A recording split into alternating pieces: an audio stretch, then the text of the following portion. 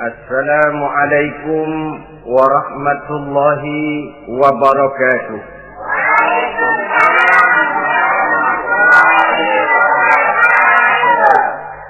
Bismillahirrahmanirrahim. Alhamdulillahi rabbil alamin. Wassalatu wassalamu ala asyrafil anbiya'i wal mursalin, Sayyidina wa maulana Muhammadin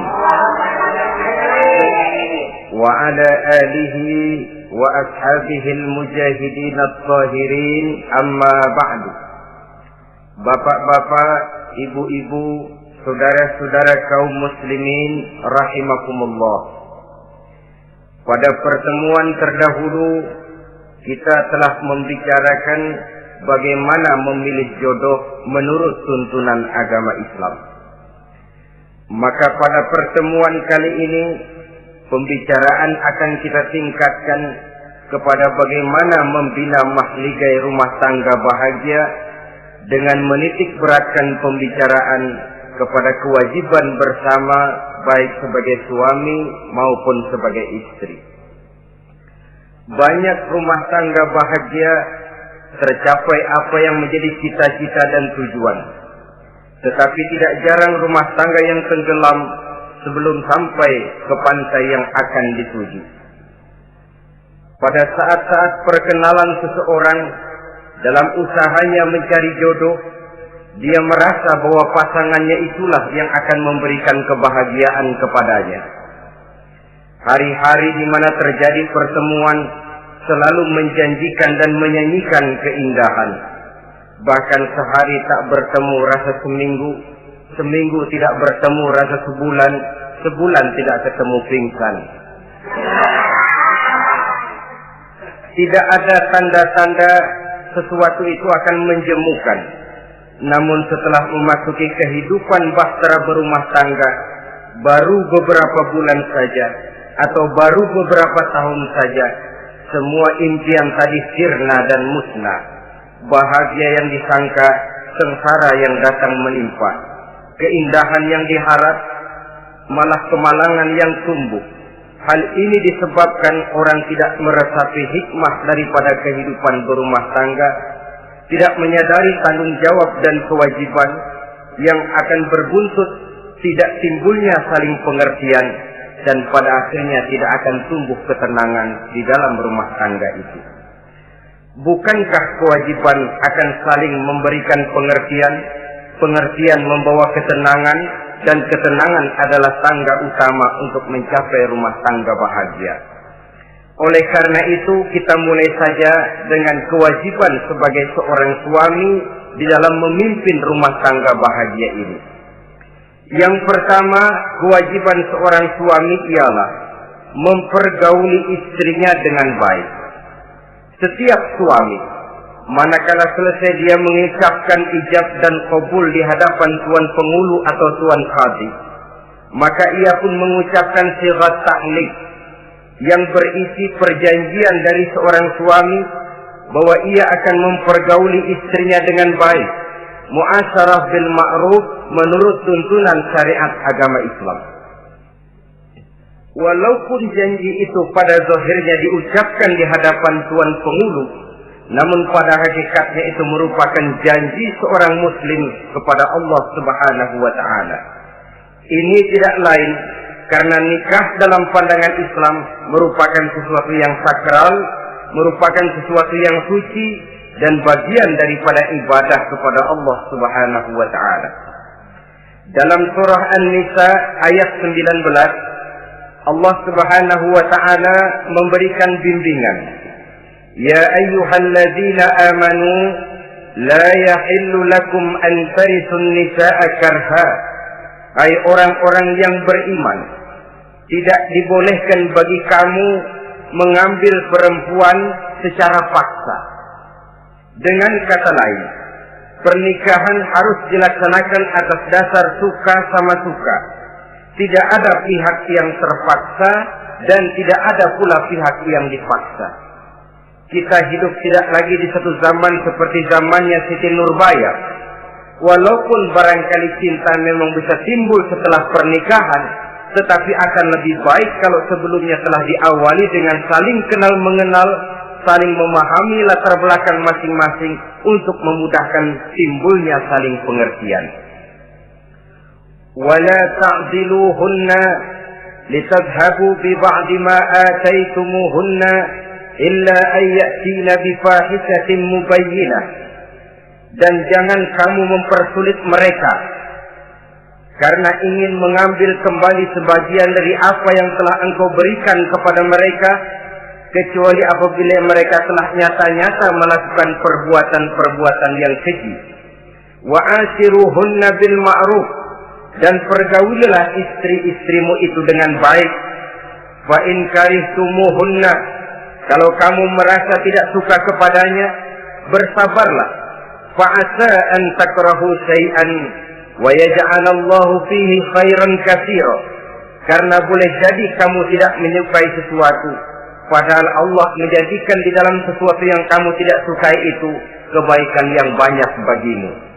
Ini merupakan tuntunan umum betapa seorang suami harus mempergauli istrinya dengan baik, mu'asyarah bil ma'ruf, menurut tuntunan syariat agama Islam. Karena bagaimanapun hak milik seorang suami terhadap istrinya adalah milkul manfaat, milik untuk mengambil manfaat, bukan milkul mutlak seperti seorang memelihara budak umpamanya, yang bisa dihitam putihkan, bisa dijungkir balikan, bisa diperlakukan sekehendaknya. Itu bertentangan dengan tuntunan agama kita. Adalah kewajiban seorang suami mempergauli istrinya dengan baik. Kemudian yang kedua, seorang suami harus menaruh perhatian, menjaga kehormatan, dan bila perlu turut membantu dan menolong pekerjaan istrinya. Menaruh perhatian sampai kepada hal-hal yang kecil, sehingga si istri merasa bahwa dia mendapat perhatian. Ada dia mengadu, ada tempat dia melarikan persoalan, ada tempat dia bercerita. Sejak dari tingkah laku, berpakaian, berperhiasan, make up, dan lain sebagainya. Karena tanpa ada perhatian dari seorang suami, biasanya istri akan menjadi malas, baik untuk bersolek, baik untuk membina dan mengatur rumah tangga, dan lain sebagainya. Apalagi tidak berat lidah untuk memuji perbuatan baik yang dilakukan istrinya, dan tidak mencela secara langsung perbuatan-perbuatan salah yang dilakukan oleh istrinya. Dia bisa menegur secara bijaksana dan dewasa. Saudara-saudara kaum muslimin, seorang sahabat bernama Salman Al-Farisi mempunyai adik perempuan yang kawin dengan Abi Dzar Al-Ghifari. Satu hari Salman datang menengoki adik perempuan ini di rumahnya. Dilihatnya adiknya, rambutnya acak-acakan, pakaiannya kumuh, pendeknya nggak enak dilihat. Salman memberikan nasihat, kau bersoleklah sedikit supaya suamimu betah di rumah. Kata istrinya, untuk siapa saya bersolek? Ya tentu untuk siapa lagi kalau bukan untuk suamimu. Kata adiknya, percuma saja, suami saya jarang di rumah. Kemana? Di masjid terus. Salman mengadukan hal ini kepada baginda Rasul, lalu baginda Rasul mengatakan, inna likulli syai'in haqqun, segala sesuatu ada haknya. Allah ada haknya untuk disembah, istri pun mempunyai hak untuk dipenuhi. Melalaikan salah satu hak berarti melakukan kezaliman.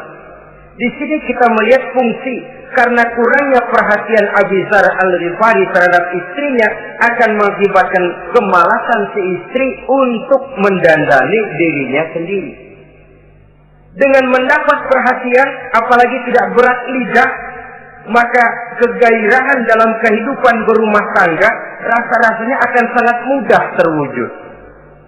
Kalau suaminya bersolek, kalau istrinya bersolek, kata suaminya, kau memang pandai milih warna.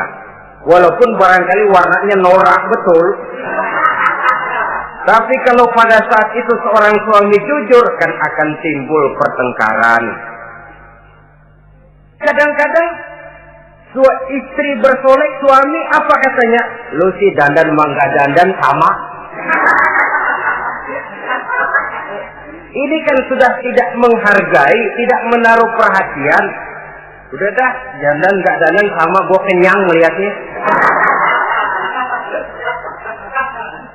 Saudara hadirin yang saya muliakan, tidak menaruh perhatian, sehingga si istri merasa tidak diperhatikan. Nah kalau sudah tidak diperhatikan, lihat saja, jangankan dalam contoh seperti berumah tangga, apa saja. Seorang anak kalau sudah tidak merasa diperhatikan oleh orang tuanya, dia akan sewenang-wenang. Begitu juga seorang pegawai kalau sudah tidak merasa diperhatikan oleh atasannya, semaunya kerja. Pun seorang istri kalau dia merasa sudah tidak diperhatikan oleh suaminya, akibatnya dia akan dandan semaunya, dia akan ngurus rumah tangga semaunya, dia akan memasak masakan semaunya.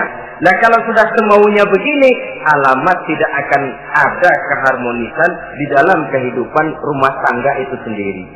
Suami yang baik sangat menaruh perhatian kepada istrinya, dari hal yang kecil sampai pun kepada yang sebesar-besarnya. Tapi tidak berarti nyeleneh. Apa itu nyeleneh? Menaruh perhatian bukan selalu mau ingin tahu. Jangan lantas suaminya yang beliin bedak, suaminya yang beliin. Itu nyeleneh namanya. Overacting, terlalu berlebih-lebihan sampai kepada sesuatu yang tidak pada tempatnya. Di samping menaruh perhatian juga menjaga kehormatan. Dan bila ada waktu, dia turut membantu, menolong pekerjaan daripada istrinya. Bukankah seorang perempuan mau melakukan nikah dengan seorang laki-laki karena dia mendambakan hidup yang bahagia? Terus terang saja kan kadang-kadang istri kita ini lebih banyak borongan. Yang saya maksud borongan artinya ya sebagai istri ya dia, ya nyuci ya dia, ya masak ya dia, ya membersihkan rumah tangga ya dia. Istri borongan. Baiklah kalau barangkali memang kondisi ekonomi kita belum menunjang ke arah sana. Walaupun istri berkewajiban untuk taat kepada suami, tetapi adalah wajar suami pun tenggang rasa dan timbang-timbang. Rasulullah saja kadang-kadang dan tidak jarang menjahit bajunya sendiri, memperbaiki kasutnya sendiri. Artinya pada waktu yang terluang dan memang bisa dilakukan, jangan mengandalkan kepada istri. Dengan demikian istri merasa bahwa resiko membina rumah tangga adalah merupakan resiko bersama. Saudara-saudara, yang ketiga, seorang suami yang baik memperhatikan yaitu tidak mengeluarkan kata-kata yang kasar. Sebab apa? Perempuan adalah makhluk yang paling cepat tersinggung. Perasaannya sangat halus. Dan saya kira perempuan itu lebih sakit ditampar dengan bahasa daripada ditampar dengan tangan. Kalau ditampar dia dengan tangan, urusannya paling nangis 2-3 jam sudah sembuh. Tapi ditampar dia dengan kata-kata, ditampar dia dengan omongan, itu sangat menyakitkan hatinya. Seorang suami yang baik tidak mengeluarkan kata-kata yang menyinggung perasaan, kata-kata yang kasar. Dia pandai menggunakan kata-kata yang baik untuk menghidupkan rumah tangganya. Rasulullah seringkali memanggil Siti Aisyah itu dengan Humaira. Humaira dari kalimat ahmar yang kemerah-merahan. Sebab rupanya kulit Siti Aisyah itu kuning kemerah-merahan seperti tomat mengkel.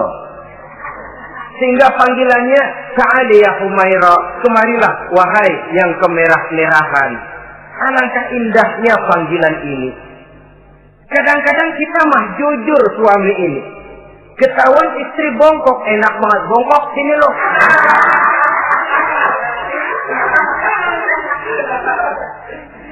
Jujur tapi nyakitin.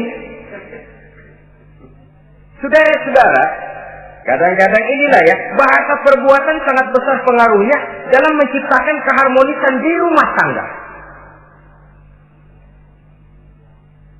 Pacaran mah manggilnya yang, Mau kemana yang? Udah endah aja udah. Begitu berumah tangga masih indah kakanda. Punya anak satu, bapaknya anak-anak. Punya anak dua, bapak lu. Sudah 3 anaknya, bapak hilang eluh manggilnya. Panggilan ini mengalami pergeseran. Nah begitu juga suami. Ketika pacaran bukan main. Ketika baru melakukan akad nikah sedang honeymoon bulan madu, asik betul. Kemana-mana selalu bersama. Kondangan selalu bersama. Resepsi pergi bersama. Jalan bergandengan tangan. Istri sedikit terpeleset. Khawatir bukan main. Hati-hati yang.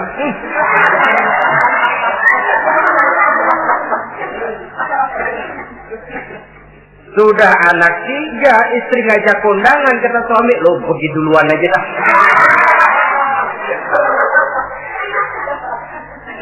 Pulang kondangan, istri laporan, bang saya kepleset. Emang lo mau mampus? Kejam betul. Hilang panggilan yang tadinya begitu mesra. Saudara hadirin yang saya muliakan, ini kata-kata. Kelihatannya kecil, sederhana, tapi sangat besar pengaruhnya dalam menciptakan rumah tangga yang bahagia ini. Oleh karena itu, soal isi hati kita, itu urusan gaib yang tahu cuma Allah. Orang lebih dahulu lihat penampilan, dan dari penampilan ini yang dinilai adalah kata-kata kita. Oleh karena itu, seorang suami yang baik, dia tidak mengeluarkan kata-kata yang menyinggung perasaan. Kalaupun dia marah betul, dia tidak mencaci maki secara langsung. Dia bisa menggunakan kata-kata kiasan. Maka agama memberikan tuntunan, kalau seorang suami marah, jangan memukul muka. Dan mukul pun bagian terakhir. Jangan jalan pertama. Kadang-kadang ada juga loh Pak, suami marah sama istri persis korambil ngebukin maling. Aduh, gelebuk gak karuan. Jangan, kata agama, kalau kau memang ya melihat tingkah laku istrimu yang tidak enak, tegur dengan kata-kata lemah lembut. Lemah lembut tidak bisa, sedikit keras. Sedikit keras masih nekat, bentak. Bentak pun tidak bisa juga, pisah tempat tidur. Pisah tempat tidur masih tidak bisa juga, pukul. Jangan mukanya, bagian lain dari tubuh. Itu pun tujuannya bukan untuk menyakiti, tapi untuk mendidik. Saudara hadirin, misalnya istri tidak sholat, suami tampil, bu sholat. Mboknya malu sama tetangga kalau nggak sholat. Dengan lemah lembut masih tidak kena. Besok kencengan dikit ngomongnya. Mari kan udah saya bilangin sholat 2 kali, belum mau juga. Oh sholat jadi. Mulai naik tensi omongan. Masih nekat. Begini saja. Saya dari kalem sampai bentak udah. Sekarang kamu nggak mau juga sholat, saya mulai nggak enak pikiran. Mulai ntar malam kamu tidur kamar depan, saya kamar belakang. Pisah tempat tidur. Kadang-kadang kan nggak kuat emosi kalau sudah marah sama istri, ngebludak kalau istri diusir sudah pulang ke rumah moyangmu.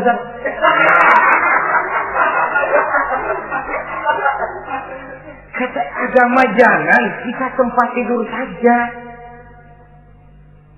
Sudah, kamu tidur kamar depan, saya kamar belakang. Pisah tempat tidur. Kenapa? Nanti malam kalau hujan turun, pikiran berubah, berasa perlu, tinggal pindah kamar. Secara psikologis, saudara-saudara. Jadi melalui processing. Oleh sebab itu, kata-kata sangat besar pengaruhnya di dalam membina kehidupan berumah tangga.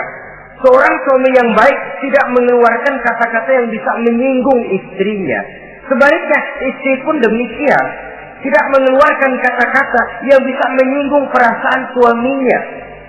Sebab lebih dosa besar kata-kata suami istri yang menyinggung suaminya, walaupun sama dosanya ya, tapi lebih besar ketersinggungan seorang suami ketimbang seorang istri ini. Namun agama memberikan tuntunan suami lebih dahulu yang diajarkan. Jangan mengeluarkan kata-kata yang bisa menyinggung perasaan. Baik itu menyangkut dandanan istri, caranya pakaian, caranya jalan, ataupun masakannya. Masakannya sekalipun tidak kita sukai, ya ndak usah. Misalnya sayur keasinan, begitu dicobain menteleng mata pelatas, melotot keasinan. Ndak usah lantas tolak pinggang, lu masak melotot ya. Ndak usah. Saudara hadirin yang saya muliakan, jadi itu dari segi masakan. Dari segi pakaian, umpamanya istri kita berpakaian tidak sesuai dengan tuntunan agama, cukup kita bisa berkata, pakaianmu sebenarnya bagus, motifnya, potongannya, kainnya, cuma mbok kok kelihatannya kok potongan badanmu kok kelihatan betul dengan terbungkus pakaian seperti itu. Alangkah lebih baiknya, nah dengan demikian istri nggak terlalu tersinggung daripada sudah dandan bagus-bagus. Lalu istri suami ngobrol kata yang gak enak. Bagus lo kayak nangka dikerosorin.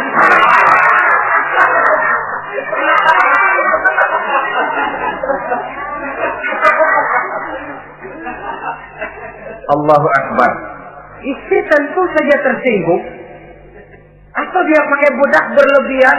Ya tentu dia pun begitu karena ingin ada kebanggaan suami jalan dengan dia merasa bangga. Tapi over. Bedaknya berlebihan, lipstiknya berlebihan. Suami usil, begitu mau berangkat kondangan istrinya keluar nanya mau main topeng monyet di mana?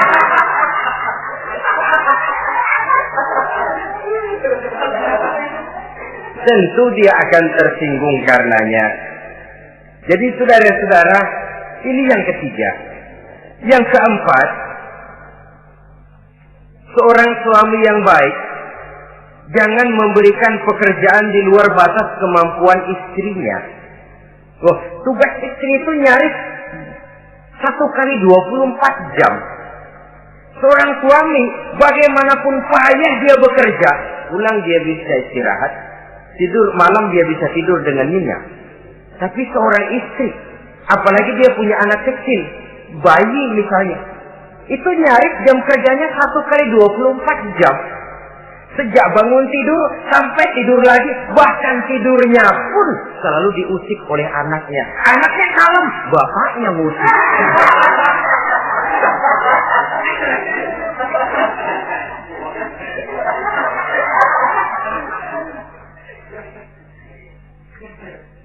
Jadi jangan memberikan pekerjaan di luar batas kemampuan.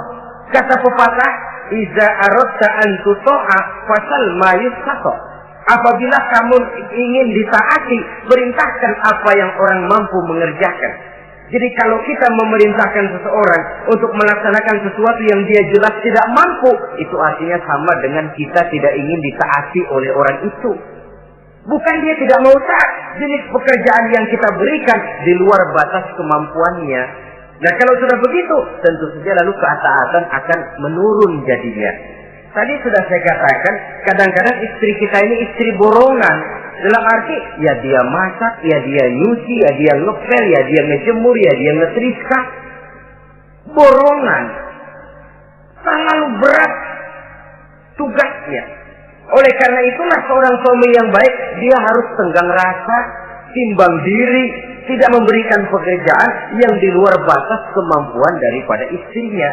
Kalau tidak mampu karena merasa dimanjakan oleh istri suaminya, karena merasa dapat angin dimanjakan, mestinya mampu, lalu berpura-pura tidak mampu.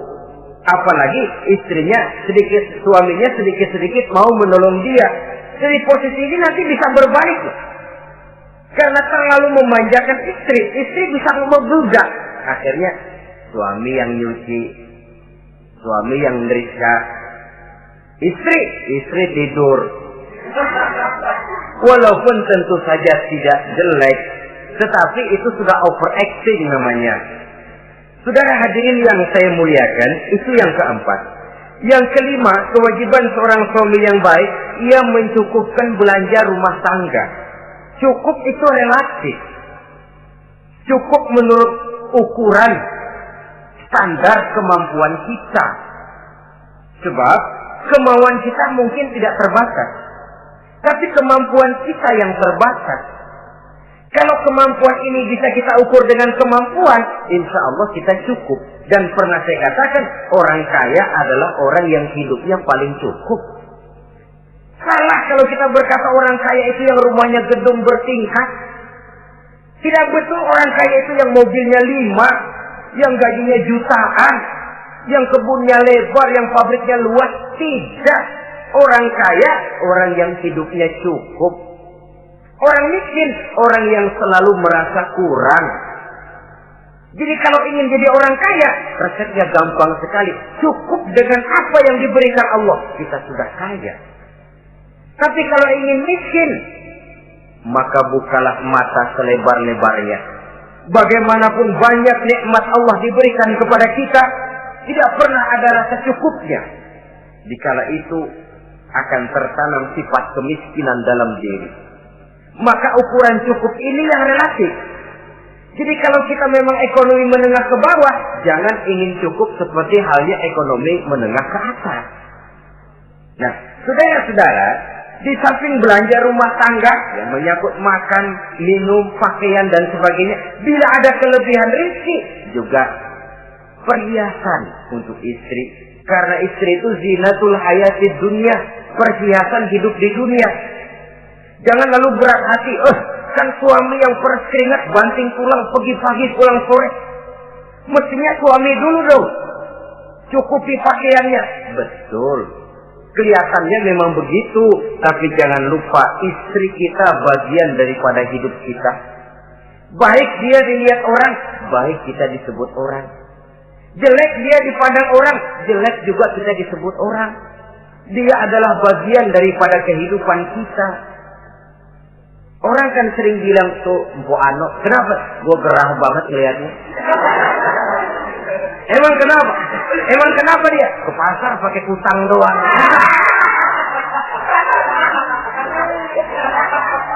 Kata temennya, terang aja dia kan binnya si Meun itu.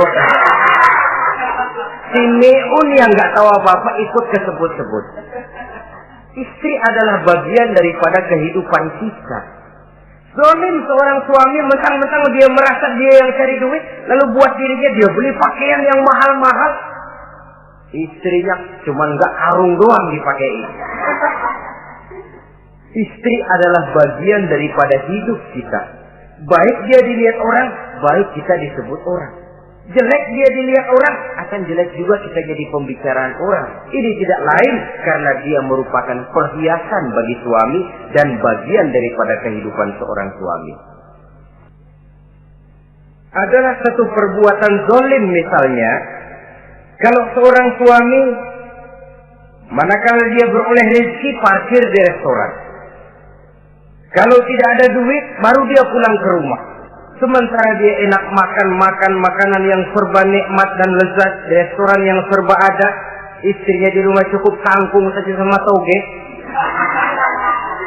Adalah satu perbuatan yang zalim dan istri berhak menuntut karena itu memang merupakan haknya. Begitu besar nilai pahala memberikan nafkah ini, sampai-sampai Nabi dalam hadis yang diriwayatkan oleh Imam Muslim dan Ahmad bersabda, dinarun anfaqtahu fi sabilillah wa dinarun anfaqtahu ala rukbatin wa dinarun tasaddaqta ala miskin wa dinarun anfaqtahu ala ahlika a'zamuha ajran allazi anfaqtahu ala ahlika. Uang yang kamu belanjakan di jalan Allah, uang yang kamu belanjakan untuk membebaskan budak, uang yang kamu sedekahkan kepada orang miskin, dan uang yang kamu belanjakan untuk nafkah keluargamu, pahalanya itu lebih besar uang yang kamu belanjakan untuk nafkah keluargamu. Ya Allah. Jadi rupanya nilainya sedemikian besar. Saudara hadirin yang saya muliakan, Ini kewajiban yang keempat.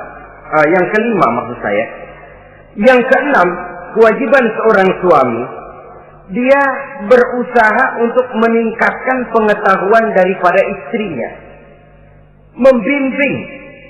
Sebab selain daripada berfungsi sebagai seorang suami, dia juga adalah guru daripada istrinya.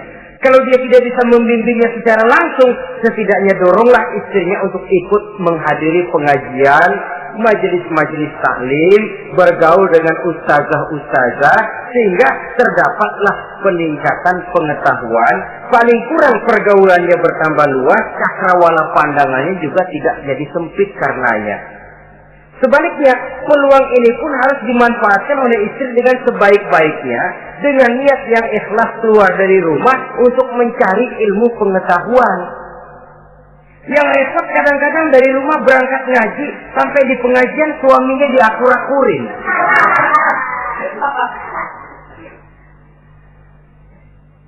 Atau tetangganya jadi bahan gunjingan.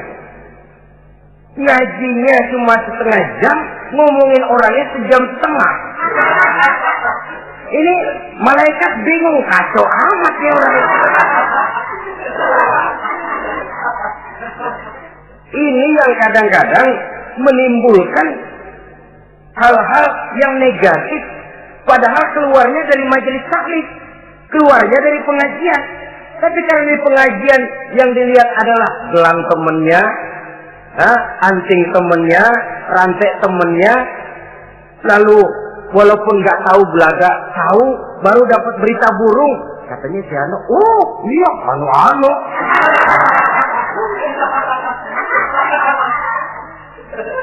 Saudara hadirin yang saya muliakan, akhirnya nanti kan suami jadi pegel. Lu kok disuruh ngaji bukan mikir bener, pulang malah gua digonggong-gonggong minta gelang, bagaimana? Rupanya tidak memanfaatkan peluang yang diberikan itu seperti yang seharusnya. Jadi kalau memang seorang suami tidak bisa membimbing istrinya dalam arti meningkatkan ilmu pengetahuannya, doronglah dia, berikan kesempatan untuk menghadiri pengajian, majelis-majelis taklim yang akan lebih membuka nuansa pergaulan, lebih meluaskan pandangannya, dan ada refreshing. Nah, ini penting. Apakah kita suami ini pernah membayangkan bagaimana kalau kita 1 kali 24 jam mesti ada di rumah saja? Tiap hari menghadapi yang itu juga. Apa tidak timbul kejenuhan? Kalau kita begitu, apa istri kita juga tidak begitu? Karena itu sangat bijaksana kalau ada waktu luang, Boya ajaklah istri dan anak-anak makan di rumah makan. Kalau ada kelebihan rezeki loh ini ya. Tapi jangan maksa-maksa. Karena terlalu ingin lalu ngutang dulu sama temen. Itu juga nggak betul. Niatnya baik, cuma ngutangnya itu nanti yang jadi nggak betul. Ya, refreshing, relax, santai. Apa itu ke Taman Safari, apa itu ke Bogor. Supaya istri ini merasa ada selingan dalam hidup. Tidak jenuh, tidak monoton. So kalau dia jenuh, akhirnya kan wah, ublek-ublek di depan dapur mulu.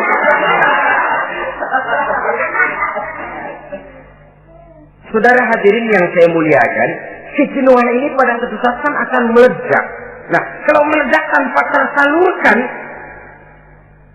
dia akhirnya akan mencari saluran sendiri. Iya kalau positif, kalau negatif, inna lillahi wa inna ilaihi raji'un jadinya. Oleh karena itu, seorang suami yang baik berkewajiban meningkatkan pengetahuan istrinya. Sebab boleh jadi istri tidak melaksanakan kewajiban karena tidak tahunya. Dan kalau istri nggak tahu, jangan digoblok-gobloki. Mestinya dibimbing, diberikan kesempatan ngaji. Kamu sih disuruh gini aja kok nggak bisa, emang goblok aku nih. Memang bukan dibimbing malah digoblok-gobloki. Lalu istri kan apa ya? Bahasa Prancisnya nelongso. Apa nelongso? Narik diri. Apa katanya? Gue tahu lu goblok, lu gak kawin sama gue. Nah,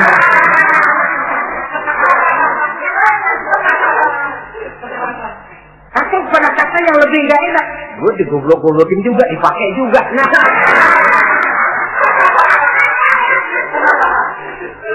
kan lebih gak enak lagi tuh.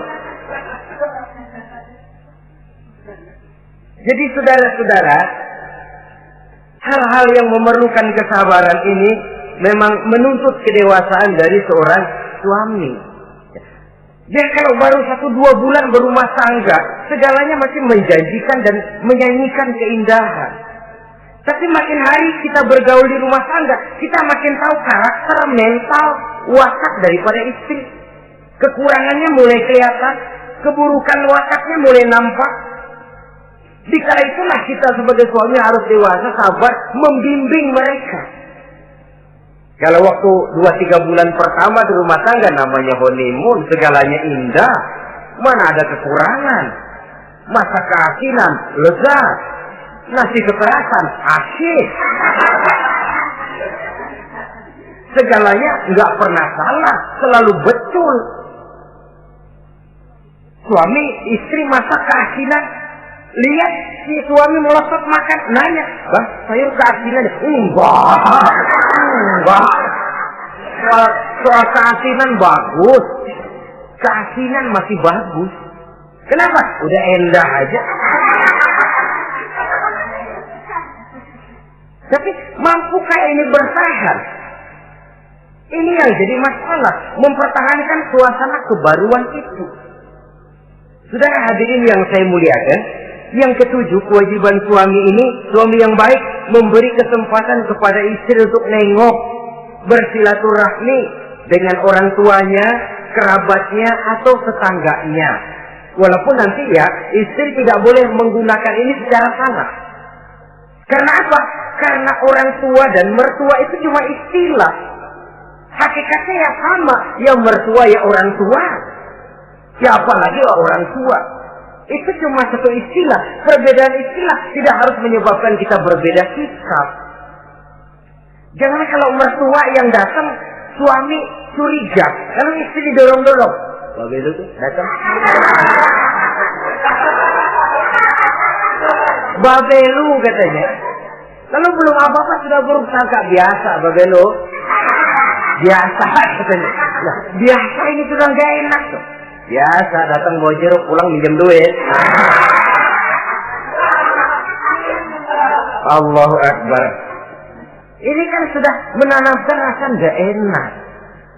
Malah akan lebih baik kalau mertua yang datang, suami menyambut lebih dahulu. Sehingga akan nampak kecintaannya. Tidak lagi membedakan antara mertua dengan orang tua, karena cuma sekedar istilah. Memberikan kesempatan. Dan seorang istri pun, walaupun akan ke rumah orang tuanya sendiri, izin suami itu wajib.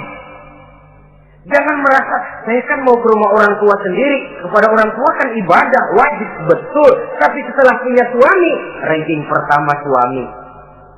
Bukankah saudara pernah dengar satu riwayat, seorang sahabat akan pergi jihad di jalan Allah, perang membela agama. Ketika akan berangkat, dia pesan sama istrinya, "Aku mau perang membela agama.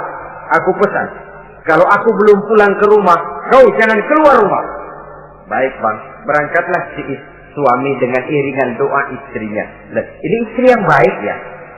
Suami pergi kantor, istri doa. Di situ letak kerjasama. Suami buka warung, istri sembahyang duha. Di situ letak kerjasama. Ya Allah, kata istri dalam doanya itu, mudahkan rezeki suami saya. Kalau memang rezekinya masih di langit, turunin ya Allah. Kalau masih terpendam di perut bumi, keluarkan ya Allah. Kalau masih jauh, dekatkan ya Allah. Ikhlas melepas suami dengan iringan doa. Suami pun berusaha lulapan terasa jalannya. Tapi kalau dari berangkat keluar rumah sudah dilepas oleh demo, tahu demo? Moyo. Itu suami berangkat juga hatinya sudah kusut, sudah tidak dilepas dengan doa. Lalu istri juga barangkali suaminya berangkatnya dumel. Ya, jangan dikasih rezeki ya Tuhan, tadi dikasih rezeki gak kawin lagi. Nah.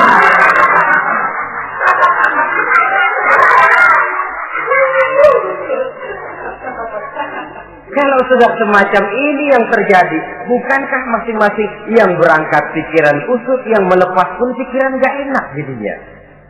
Di situ letak kerjasama. Saudara hadirin, setelah suaminya ini pergi, datang utusan dari orang tua si istri tadi. Assalamualaikum Bu. Waalaikumsalam. Ada apa? Orang tua ibu sakit keras, ibu diminta datang. Ya Allah, suami saya baru saja berangkat. Istri suami saya bilang kalau dia belum pulang perang, saya nggak boleh keluar dari rumah. Tolong sampaikan maaf saya kepada orang tua saya belum bisa datang karena suami saya pesan begitu. Pulang utusan ini. Besok balik lagi, gimana? Aduh Bu, orang tua ibu makin parah.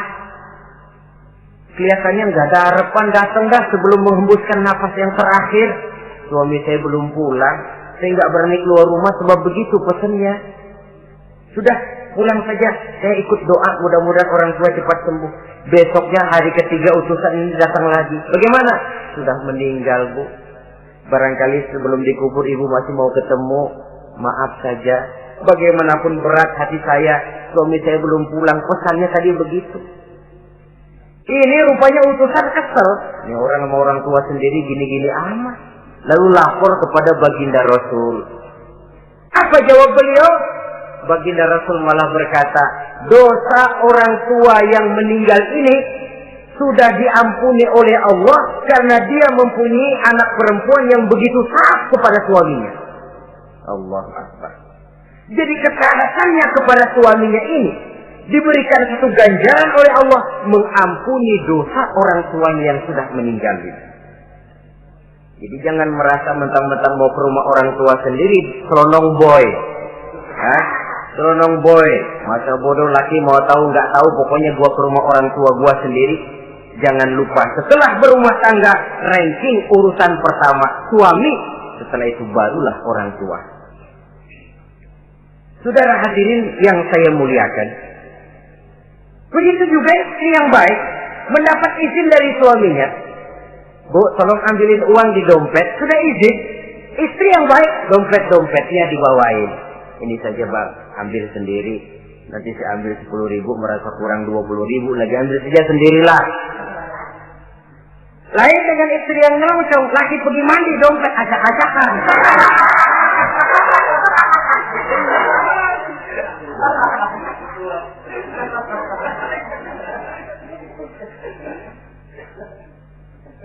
Saudara hadirin yang saya muliakan, baik silaturahmi itu kepada orang tua atau kerabat, famili, andai tolan, keluarga lain, ataupun tetangga. Tetangga itu perlu sepanjang dia menghasilkan nilai-nilai positif. Karena memang kita makhluk bermasyarakat. Yang tidak boleh kalau dengan bertetangga itu lalu menghasilkan hal-hal yang negatif.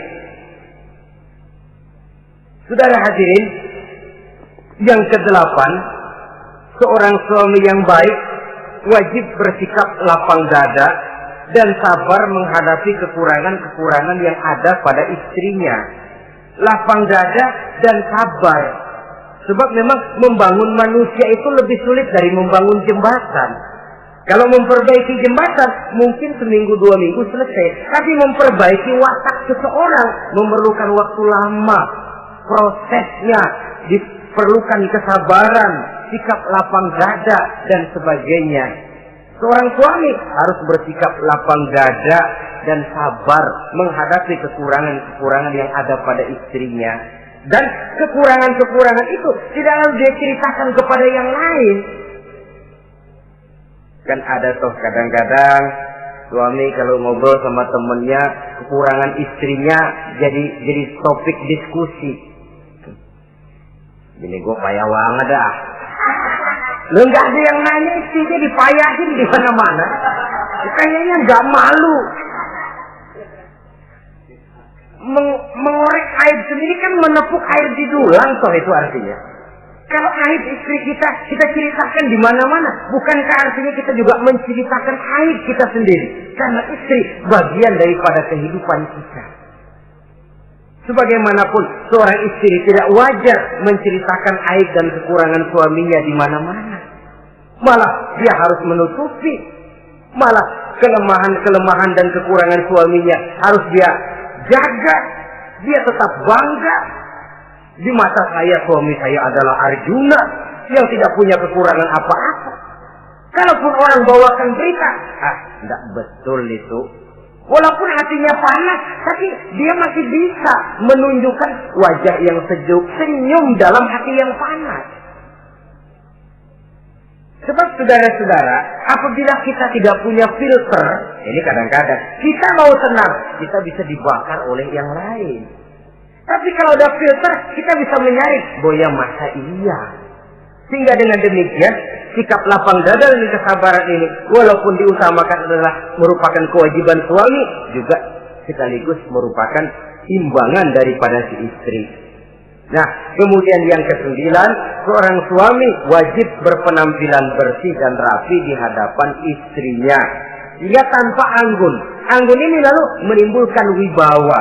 Nah, dari wibawa lahir rasa hormat. Tapi kalau suami di depan istrinya kelihatan butut, rebek, jelek, belek,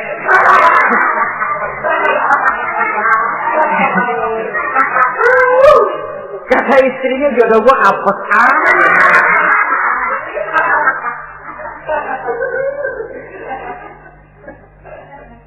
tidak akan timbul kewibawaan. Nah, kalau sudah tidak timbul wibawa, ya bagaimana si istri itu akan merasa dia wajib taat kepada suami. Saudara hadirin yang saya muliakan, jadi ternyata penampilan bukan cuma kewajiban istri, seorang suami juga harus mengimbangi itu. Sehingga dengan demikian keterasian dalam kehidupan di rumah tangga itu akan terasa jadinya. Nah, inilah pada prinsipnya kewajiban daripada suami. Lalu kemudian apa kewajiban istri ini? Yang pertama, saudara-saudara, terutama ibu-ibu tentu, istri itu berkewajiban untuk taat dan patuh kepada suaminya. Sepanjang perintah suaminya itu tidak untuk bermaksiat kepada Allah. Jangankan amalan yang mubah, amalan yang sunnah saja tidak diizinkan oleh suami, masih dikerjakan oleh istrinya. Dosa. Itu amalan sunnah. Misal saja ini ya. Suami kebetulan ngambil cuti. Hari Senin ada di rumah. Begitu malam Senin, kata si istri, "Bang, besok kan hari Senin, saya mau puasa sunnah." Karena istrinya santri, biasa puasa Senin Kemis. Kata suaminya, "Lu tega amat, gua tumben perek Senin. Senin ada di rumah lalu mau puasa, gua lu suruh ngapain?" Umpamanya lo ya, umpama.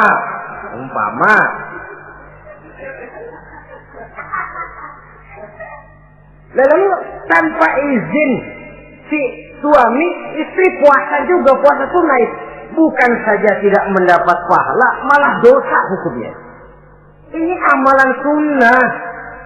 Apalagi tibang pergi arisan. Apalagi tibang pergi tetangga. Amalan sunnah tidak mendapat izin daripada si suami, dosa untuk dikerjakan. Dengan pertimbangan tadi, ya tumben cuti hari Senin. Istri dadakan puasa, lah suami nganggur total.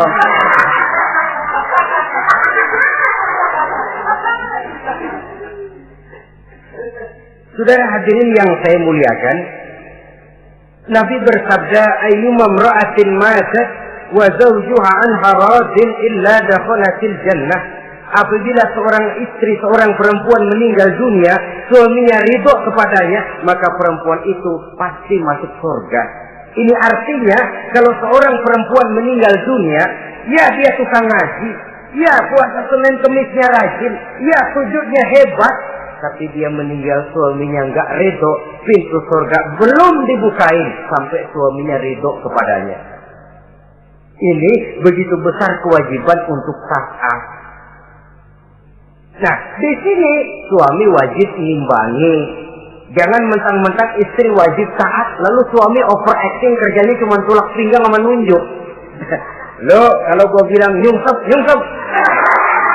Ya enggak. Contoh dari baginda Nabi tadi sendiri kok, beliau itu menjahit bajunya, memperbaiki kasusnya. Yang bisa, ya kerjakan, nggak usah ngandeli.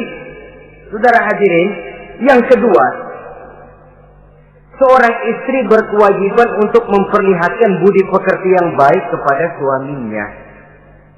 Lah, budi pekerti itu yang baik yang bagaimana? Yang diisyaratkan oleh Nabi. Apa kata beliau? Khairun nisa, perempuan yang baik ialah man sarratka iza absorta, yaitu yang mengembirakan kamu apabila kamu memandang kepadanya. Satu, ini termasuk budi pekerti yang baik. Apabila dipandang oleh suaminya, dia pandai menyenangkan, menggembirakan hati suaminya. Jadi, tolong ibu-ibu, jadilah istri yang siap pakai. Nah, itu tuh. Itu istilahnya. Anytime already, standby.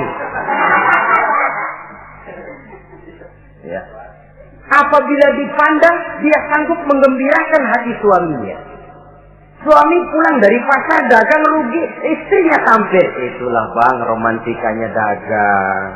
Mboya sekali-sekali rugi. Apa mboya selalu untung? Gelombang laut saja pasang surut. Lah, suami kan merasa ada air penyejuk. Ini termasuk menggembirakan. Jangan suami sudah pulang dari pasar rugi, mikul panjang, ngos-ngosan sampai rumah istri ke hama. Lasar lu laki goblok. Dagang pakai rugi. Ini kan suami sudah di pasar rugi, sampai rumah digoblok-goblokin. Nah itu nanti ya efeknya, suami itu kalau sudah istri nggak menyenangkan hatinya di rumah, si suami itu kena penyakit yang istilah sekarang ini penyakit broken home. Nah penyakit nggak betah di rumah. Mestinya dia kumpul di rumah, dadakan di pos ansik ya kongkok. Sampai subuh lagi, sampai subuh. Sampai subuh. Saudara hadirin yang saya muliakan, pandai menggembirakan, menjadi penghibur. Usaha suami gagal, dagangnya rugi, gairahnya bekerja menurun. Di saat itu istri tampil jadi pengimbang yang baik. Sehingga dengan demikian istri suami lalu merasa ada sedikit air penyejuk. Apabila dipandang, dia pandai menyenangkan hati suaminya. Bagus kalau seorang istri pada saat ada suaminya di rumah dia berdandan, dan suaminya tidak di rumah dia apa adanya. Dan keliru besar, sebab dandannya seorang istri dengan niat untuk menyenangkan hati suaminya merupakan ibadah. Saudara hadirin, ciri yang kedua dari budi pekerti yang baik seorang istri itu apa? Wa tuti'aka iza amarta. Kalau diperintah, dia taat kepadamu. Diperintah, dia taat sepanjang perintah itu tidak untuk bermaksiat kepada Allah. Yang ketiga lagi cirinya, watahfazu ghibataka fi nafsiha wa malika. Dia dapat menjaga diri baik pada waktu kamu tidak ada, baik menjaga dirinya sendiri ataupun menjaga hartamu. Tidak menggunakan kesempitan di dalam kesempitan. Ini ciri dari budi pekerti. Yang ketiga sekarang, kewajiban seorang istri dapat mengatur rumah tangga dengan baik dan rapi. Mengatur rumah tangga itu kan tidak perlu biaya yang mahal-mahal. Asal ditempatkan pada tempat yang serasi, komposisi warna yang cocok, tidak perlu perhiasan yang mewah-mewah. Orang lalu terkesan, rumahnya ini sejuk ya. Kenapa? Tata ruangannya kok enak dilihat, apik. Enggak karena mentang-mentang semua kepengen dilihat orang, semua ditaruh di ruang tamu. Sampai tempayan piring naik ke ruang tamu semua. Walaupun mahal, tapi kalau tidak pada tempatnya kan orang lalu, ini kok terlalu amat ya. Dapat menata. Dan menata ini tentu karena pergaulan. Saudara hadirin yang saya muliakan, sehingga dengan demikian ada suasana kebetahan. Orang di rumah itu merasa seperti, itulah yang dikatakan Nabi, baiti jannati, rumah tanggaku laksana surga bagiku. Laksana kebun, tempat di mana kita melepaskan lelah, tempat di mana kita menemukan ketenangan, tempat di mana kita menemukan refreshing dari segala kejenuhan dan kelelahan akibat tugas-tugas yang kita hadapi, baik di kantor, di tengah masyarakat, di pasar, dan lain sebagainya. Yang keempat, jangan menambah kesulitan suami. Syukur kalau malah bisa membantunya. Bahwa ada seorang istri yang bekerja, itu bagus. Asal bisa menjaga diri dan bisa menjaga kepercayaan dan kehormatan daripada suaminya. Dan suami pun yakin bahwa jenis pekerjaan yang dikerjakan oleh istrinya itu tidak bertentangan dengan agama. Tapi malah kalau si suami yang mempekerjakan istrinya, mengeksploitir istrinya, ini zalim. Istrinya yang disuruh kerja, suami ongkang-ongkang kaki di rumah, istrinya yang peras keringat banting tulang. Ya kalau kerja, kalau dikerjain lebih parah lagi. Kan tidak sedikit toh problema rumah tangga semacam ini. Sehingga dengan demikian akhirnya apa? Kendali rumah tangga di tangan istri. Karena istri merasa dia yang cari duit. Istri merasa dia yang berusaha. Kenapa dia tidak mengendalikan rumah tangganya? Dikala itu jatuhlah suami di bawah komando istrinya. Hilang wibawa, hilang karisma, tidak ada ketakutan. Malah akhirnya berbalik seolah-olah si suami jadi istri dan si istri menjadi suami. Apalagi di zaman seperti sekarang. Walaupun pekerjaan sulit, tapi mereka yang punya wajah cantik, mudah senyum, gampang bergaul, dan mau obral. Tentu banyak saja lapangan kerja yang nyata-nyata bertentangan dengan agama. Nah, yang terakhir, kewajiban daripada istri ialah hemat, cermat, rajin, dan pandai menyimpan. Kalau dia dibelikan perhiasan oleh suaminya, niatnya tidak lain. Pertama, menyenangkan hati suaminya. Yang kedua, berjaga-jaga kalau nanti ada kesulitan, toh perhiasan ini bisa dimanfaatkan. Tidak untuk show, tidak untuk sombong-sombongan, tidak untuk hebat-hebatan, tapi dua hal yang jadi pilihan utama tadi. Dengan sikap hemat, cermat, rajin, dan pandai ini, menyimpan, memanfaatkan, dan menggunakan, maka nilai ekonomi di rumah tangga insya Allah akan mengalami stabilnya. Dengan demikian, saudara-saudara, secara sepintas kewajiban suami dan istri sudah kita bicarakan. Dengan saling melaksanakan kewajiban akan timbul saling pengertian, dari pengertian akan timbul ketenangan, dari ketenangan insya Allah akan terwujud rumah tangga yang bahagia. Insya Allah nanti pembicaraan akan kita lanjutkan yang mengenai kewajiban bersama dan kewajiban orang tua terhadap anak-anaknya. Mudah-mudahan ini bermanfaat. Terima kasih atas perhatian saudara. Mohon maaf atas segala kekurangan. Usikum wa nafsi bitaqwallah. Wassalamualaikum warahmatullahi wabarakatuh.